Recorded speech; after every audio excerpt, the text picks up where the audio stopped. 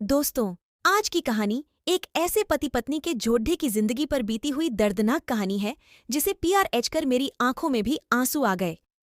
आपसे गुजारिश है कि इस इमोशनल स्टोरी शॉर्ट इन हिंदी कहानी को पूरा पढ़िएगा। बहुत ही जबरदस्त कहानी है। इस कहानी में आपको अनेकों ऐसे मुद्दे मिल गए जिन्हें पढ़कर आप भी इमोशनल हो जाइएगा। चलिए दोस्तों, अब इस कहानी को स्टार्ट करते हैं, जिसका शीर्षक है इमोशनल स्टोरी शॉर्ट इन हिंदी। जो ये कहानी पति पत्नी के योद्धे की जिंदगी पर आधारित है। बेहद ही भावपूर्ण और इमोशनल कहानी है। बहुत ही अच्छा लगेगा। मुझे पहले लड्डू डचके की तस्वीर दिखाओ माँ, फिर मैं फैसला करूंगी यहाँ या ना का। माँ ने रीता की तरफ देखा। अच्छा, हम तुम्हारे लिए क्या कोई अच्छा लड्डू का नहीं देखेंगे? रीता गुस्से से बोली। माँ, बस लड्डू डच का देखना है। मुझे उसकी तस्वीर मंगवा ले या लड्डके को यही बुला लो। माँ ने डांटा। पागल है, शर्म नहीं आती? चल दफा हो जाओ अपने कमरे में। बाबा भी आ गए। क्यों डांट रही हो मेरी बच्ची को? रीता बाबा के पास गई और जाकर कहने लगी, बाबा मुझे लड्डे का देखना है। बाबा ने मुस्कुराकर कहा, हाँ बेटी, तुम्हारी मर्जी से ही करेंगे। शादी कल मैं उसकी तस्वीर मंगवा लूंगा। लड्डा के का अपना होटल है, पढ़ा लिखा है, प्यारा है। लेकिन रीता को तो लड्डा का देखना था। लड्डा का तो प्यारा है। रीता ने हाँ कर दी। 10 दिनों में ही रीता की शादी हो गई। रीता का हमसफर सुशील ऑरेंज मैरिज थी। न कभी मुलाकात हुई, न कभी कोई बात। कभी एक दूसरे को मिले भी नहीं। ये ऐसा पवित्र रिश्ता होता है, दो अजनबी एक जान हो जाते हैं जो कभी जिंदगी में मिले भी ना हो। 2 पल भर में एक दूसरे की जान बन जाते हैं। पहली रात थी। सुशील कमरे में आया। हाथ में आइसक्रीम पकड़ी हुई रीता नजरें झुकाए बैठी थी। आइसक्रीम तो रीता की फेवरेट थी। सुशील को नमस्ते की। सुशील पास बैठ गया। सुशील थोड़ा सा शर्माता भी था। आइसक्रीम खाते हुए बोला, जीतने पैसे शादी पर खर्च किए, इतने की काश मैं आइसक्रीम खा लेता। रीता का घूंघट उठाकर बोला, आप खाओगी? पहले तो रीता ने शर्माते हुए मना कर दिया, फिर सुशील ने प्यार से कहा, खाली प्यार बढ़ेगा। रीता को आइसक्रीम दी और खुद भी खाने लगा। रीता सारी आइसक्रीम खा गई। इमोशनल स्टोरी शॉर्ट इन हिंदी। सुशील ने जब पूछा आइसक्रीम पूरी खत्म कर दी। रीता मुस्कुराने लगी। वो तो मैं खा गई। सुशील भी मुस्कुराने लगा। बहुत कंजूस हो, आप पहले कहती नहीं खाती, और अब देखो सारी की सारी खा गई हो। ये आइसक्रीम 50-50 की थी। रीता सुशील को पहली ही रात इतना तो समझ गई थी कि सुशील दिल का बहुत अच्छा है। रात भर मोहब्बत भरी बातें होती रहीं। जिंदगी अपनी असल मंजिल की तरफ मुड़ गई थी। वक्त गुजरने लगा। रीता के भाई की शादी थी। रीता 4 महीने की प्रेग्नेंट भी थी। रीता ने सुशील से कहा, मुझे भाई की शादी में जाना है। सुशीला ने रीता के पास बैठकर बोला, रीता, डॉक्टर ने आपको लंबी यात्रा करने से मना किया, इसलिए मैं कोई रिस्क नहीं लेना चाह। मेहंदी की रात रीता की बुआ की लड्डकी भी आई हुई थी। डांस भी किया, काफी एंजॉय किया। बारात वाले दिन जब भाई की बारात लड्डकी वालों के घर पहुंची तो बारिश हो रही थी। गले में काफी कीचड़े था। रीता का पांव फिसला गिर गई। गिरते ही उसके पेट में दर्द होने लगा। रीता जोर जोर से रोने लगी। जल्दी से रीता को अस्पताल ले गए। रीता दर्द से चिल्ला रही थी। सुशील को कॉल की, रीता के बारे में बताया।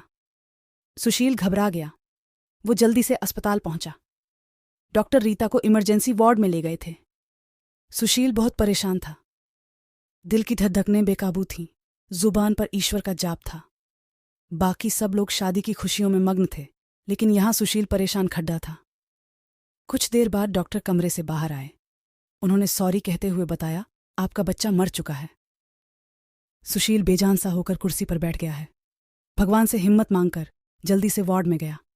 रीता रो रही थी। सुशील को देखकर मुंह मोड़ लिया।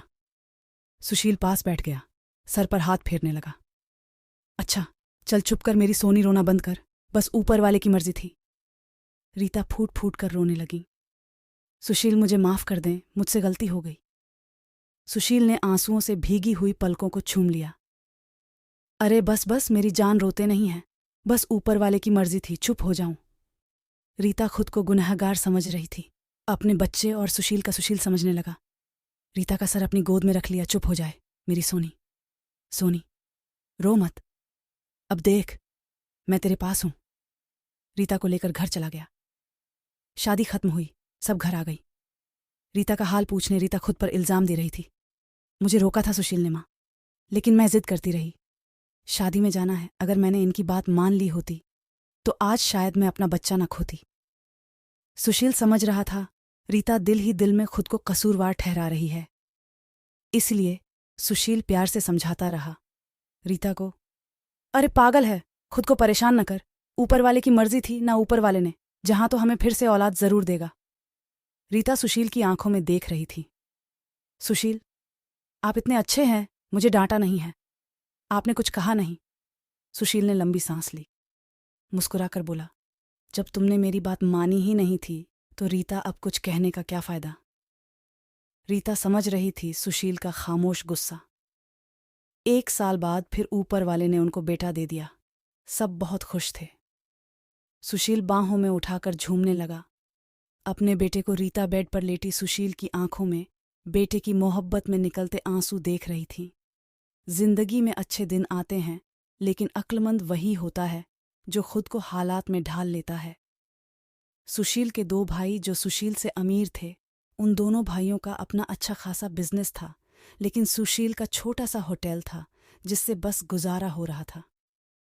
रीता ने जिद की, सुशील बच्चे को गर्मी लगती है, इसीलिए ये बहुत रोता है, मुझे कमरे में ऐसी लगवा कर दें। सुशील ने सिर पर हाथ रख, अरे रीता, पागल हो गई हो क्या? मेरे पास नहीं है इतने पैसे ऐसी के लिए। रीता ने जिद की, मुझे ऐसी चाहिए बस। कमरे में सुशील अपने बेटे को सीने पर लेटाकर खेल रहा था उसके साथ। रीता बस ऐसी लगवाने की जिद की बैठी थी। सुशील ने रीता का हाथ पकड़ा, अपने करीबी किया। रीता, पता नहीं क्यों इतनी चिंदी हो, तुम लगवा दूंगा।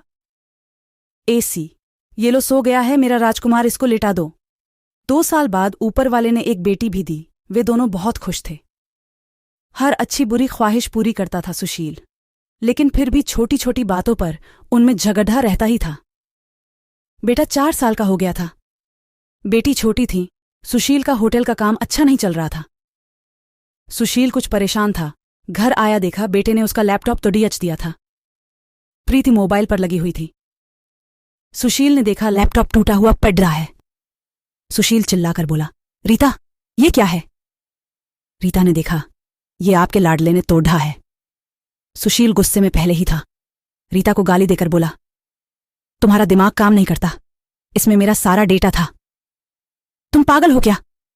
जाओ खाना लेकर आओ, उठ जाओ। रीता गुस्से में गोली, सुशील में नौकरानी नहीं हूं, सारा दिन बच्चों को संभालूं और फिर तुम मुझे गाली दो। सारा दिन इतना काम करो और कदर इतनी सी है, गाली दे रहे हो।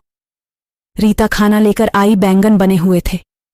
सुशीला ने बैंगन देखे, चिल्लाकर बोला, तुम्हारा दिमाग खराब है, तुमको कितनी बार समझाया है, मैं बैंगन नहीं खाता। सुशील ने खाना उठाकर फेंक दिया, उठकर बाहर चला गया। इतने में बेटे ने कांच का गिलास तोड़ दिया जो हाथ पर लग गया। काफी खून बहने लगा था। हाथ से रीता ने बेटे को 1-2 थप्पड़ लगा दिए। बहुत तंग आ गई हूं मैं, तुम बाप।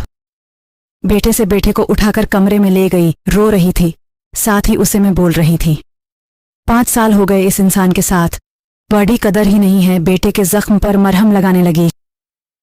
इतने में बेटी भूख से रोने लगी। बेटी को गोद में उठाया। इस इंसान की ऐसी हरकतें रही तो गुजारा मुश्किल हो जाएगा। रात भर सुशील गायब रहा। रीता ने भी फोन करके ना पूछा। रीता ने अपनी मां को बताया, सुशील आजकल ना खर्चा दे रहा है, ना अच्छे से बात करता है, गालियां देता है। मां ने कहा, अच्छा हम करते हैं बात। उससे सुशील को महसूस हुआ उसने अच्छा नहीं किया रीता के साथ। आज घर जाकर रीता को सॉरी करूंगा। घर आया, देखा घर में रीता के माँ बाप चाचा सब आकर बैठे हुए थे। सुशील ने रीता की तरफ देखा। रीता खामोश रही, नमस्ते किया। उसके बाद बात तो शुरू हो गई। माँ चिल्लाकर बोली, क्यों बेटा, तुम खर्चा नहीं देते हो, रीता को क्यों गालियां देते हो? सुशील को बहुत गुस्सा आया। घर की बात ही हम दोनों सुलझा लेते। सुशील ने गुस्से से कहा, इसको सब कुछ देता हूं, ये बस तमाशा लगाना चाहती है। रीता भी गुस्सा थी, वो भी गुस्से में बोली, क्या देते हैं? वो महीने में 10,000 देते हो, जिसका दोनों बच्चों का दूध भी पूरा नहीं होता। एहसान करते हो मुझ पर, तुम्हारे बच्चों पर खर्चा करती हूं। बहस इतनी बढ़ गई कि सबके सामने सुशील ने रीता को थप्पड़ मार दिया। रीता की मां को बर्दाश्त नहीं हुआ। वो अपनी बेटी को साथ ले गई, दोनों बच्चे भी साथ ले गई।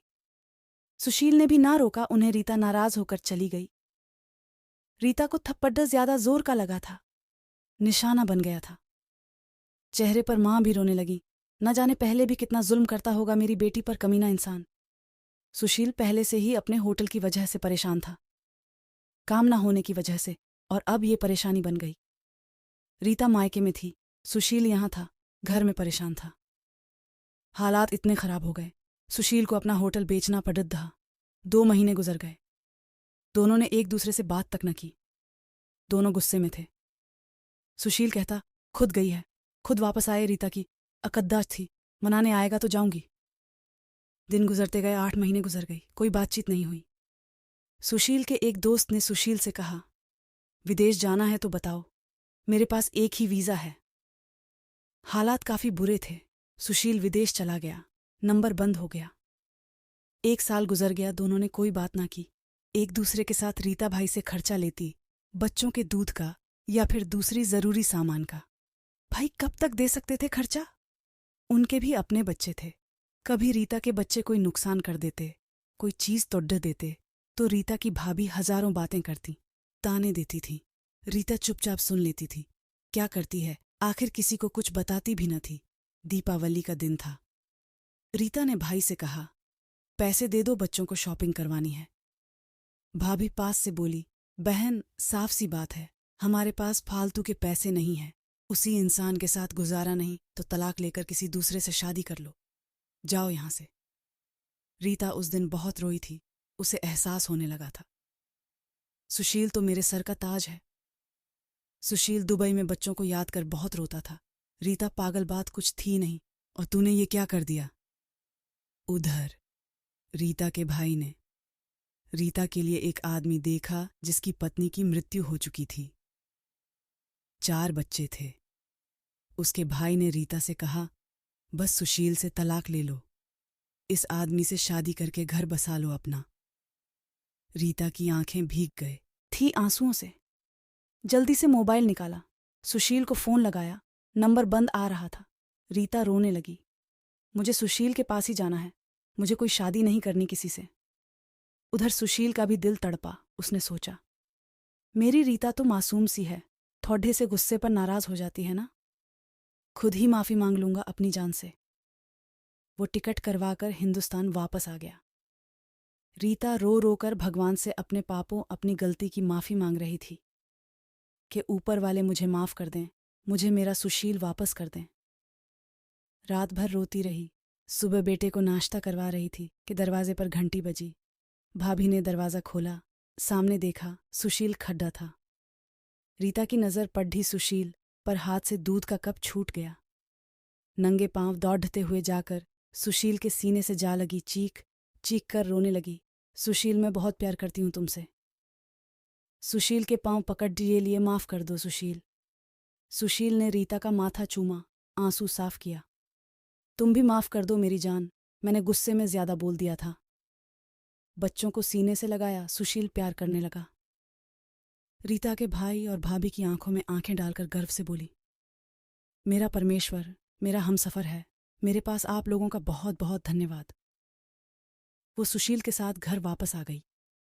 दोनों खुशी से सब बातें भूलकर जीने लगे, लेकिन वो इस समाज को इतना बता गए, जज्बात में जुदा हो जाना बहुत आसान है, लेकिन जुदा होकर जीना बहुत मुश्किल है। जो धर्म एक हमसफ़र महसूस कर सकता है, वो कोई और नहीं समझ सकता। गलत फैसला लेकर जिंदगी बर्बाद ना करें, ये सब वक्त के साथ बदल जाता है। हाँ, अगर नहीं बदलता तो हमसफ़र अगर कोई नाराज़ है या घमंड में है तो जाओ मना लो, राज़ी कर लो एक दूसरे को, इससे पहले कि फिर देर हो जाए। अगर मेरी कहानी किसी एक के भी दिल में घर कर गई तो मेरा मकसद पूरा हो जाएगा। आजकल छोटी छोटी बातों पर घर उजड़ रहे हैं, अगर खुद ही बर्दाश्त कर लें तो ऐसे घर ना उजड़े।